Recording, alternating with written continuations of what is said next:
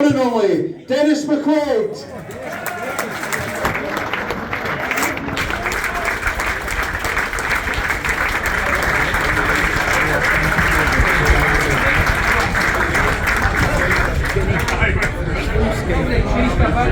Denis, ladies and gentlemen, thank you. Denis, the problem you've got is you're too good at speaking, so every time you come to Farrell I want to speak to you. Let's just start with the obvious. 1971, you never get bored of talking about it. What does it mean to you today? Well, I might not get bored of it, but if anyone was here the last time I was here 3 or 4 weeks ago, I'm very, very sorry. I might be repeating myself. What was the question? What do you think of Ryan Graham? No, let's not go there. You love Ryan Graham, I'm glad someone does, that's good. Right, 1971, we've talked a wee bit about it. Let's talk about Jimmy Bowen, one of your teammates and one of the fellow goal scorers that day, because you both scored.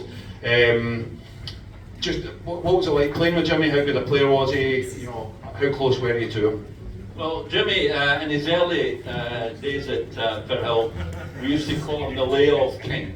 Because you gave him a 1-2, you never got it back. But Jimmy was one of the players who got better and better every year, and that's a fact. He was just, lateral time in his career, he was absolutely fantastic. He played for some very good clubs even after Partick Thistle, as you know. So, I love playing with Jimmy. He was always very, very good, powerful striker, and knew where the goals were. He certainly did, and he knew where the goals were on the 23rd of October 1971. Anyone in the room there that day? Yeah. Anyone? Oh, there's a fair few. What if, well, let's go back to that first question and try again. What is your overriding memory of that afternoon?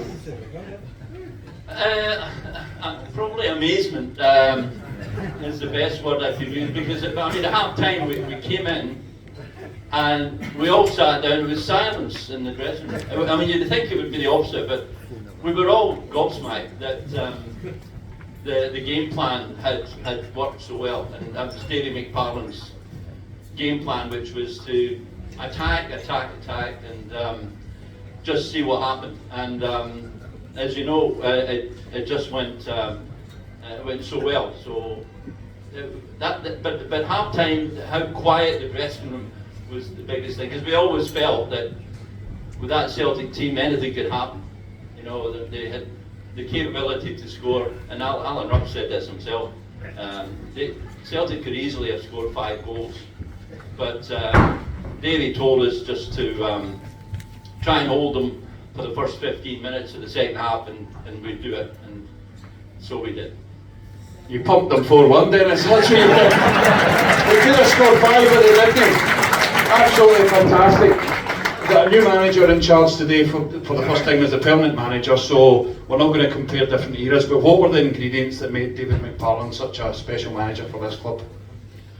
Well, Davy, I said at his funeral that he was the most, in my view, the most important individual in Partick Thistle's history, because he was a one-club man.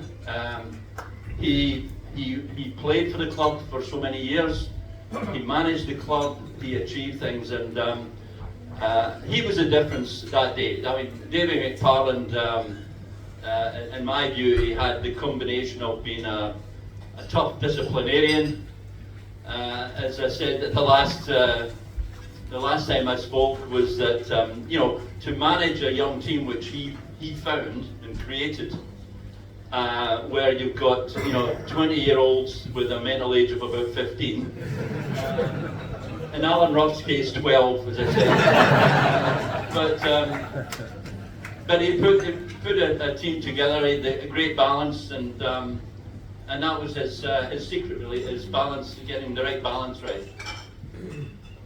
Absolutely, and what you together achieved that day has had a hell of a legacy in this football club, and not just for the people who were lucky enough to be there and in the stands that day and see that famous victory, but the fact we're still celebrating it together, thankfully, more than 50 years on. And there's a table here today whose, the connection as a family has been sort of moulded by what you achieved that afternoon. That must be really special for you to understand that you've had such an impact on Partick Thistle supporters' lives. Well, as you know, Thistle does things in 50-year cycles, you know. 1921, the Scottish Cup, 1971. I was very disappointed it didn't win the European Cup in 2021. But there's always hope, you know.